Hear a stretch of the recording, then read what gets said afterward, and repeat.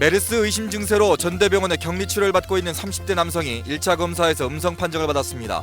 2차 검사 결과가 나오기 전까지는 안심할 수 없습니다. 영국 프리미어리그 스완지 시티의 스타 기성용 선수가 고향인 광주를 찾아 아버지가 단장으로 있는 광주FC를 응원했습니다. 광주FC와 전남 드래곤즈는 K리그 클래식에서 모두 이겨 순위가 수직 상승했습니다.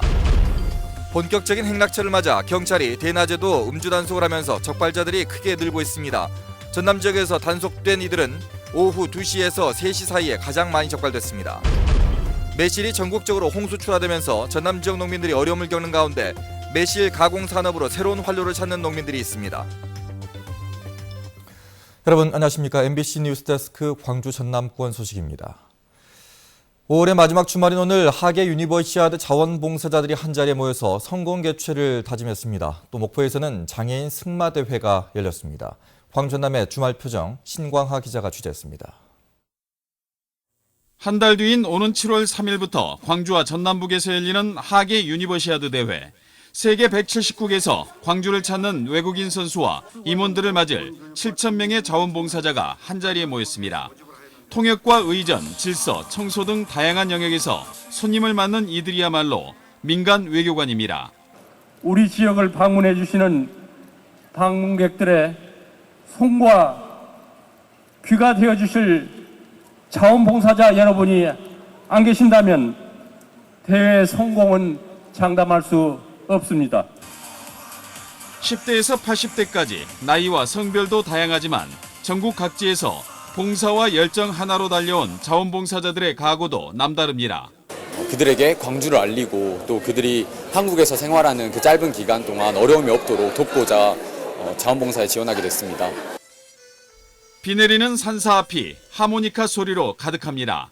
숲을 찾는 등산객들과 함께하는 7시간 동안의 릴레이 공연을 순수 아마추어 연주자들이 해냈습니다. 그 하모니카 소리를 들으니까 예전에 그 잔잔한 애잔한 소리보다도 저 마음에 그 심금을 울리는 그런 소리 같습니다. 영산강가에 마련된 임시 승마장에서 올해로 3번째 전국 장애인 승마대회가 열렸습니다. 해외 파견 선수 선발전을 겸한 이번 대회는 내일까지 마장 마술 등 3개 종목에서 치열한 경쟁이 펼쳐집니다. MBC 뉴스 신광하입니다.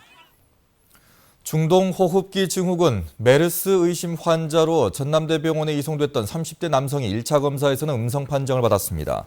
전남대병원에 따르면 메르스 의심 환자로 어젯밤 이 병원에 이송됐던 30대 공중보건의 B씨의 검체를 질병관리본부가 1차 검사한 결과 음성으로 나왔습니다.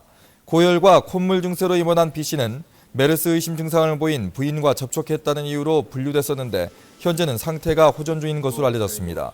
하지만 국내 메르스 환자 가운데 1차 검사 때 음성 판정을 받았다 2차 검사에서 양성으로 판정이 번복된 경우가 있어 아직 안심하기는 이른 상태입니다. 질병관리본부는 내일 B씨를 상대로 2차 검사를 진행할 계획입니다.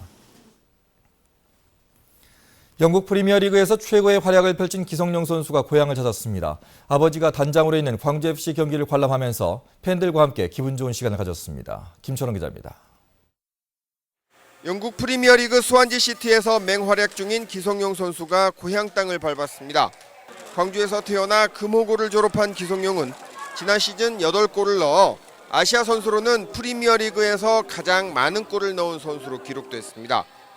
광주가 낳은 축구 스타의 금이 환영에 팬들은 환호했습니다. 기성용은 광주FC와 광주 유대회를 위해 2천만 원을 기부했습니다. 영국에서도 응원을 하게 되더라고요. 아버지가 계시니까 경기도 가끔씩 챙겨보게 되고. 기성용은 광주FC와 특별한 인연이 있습니다.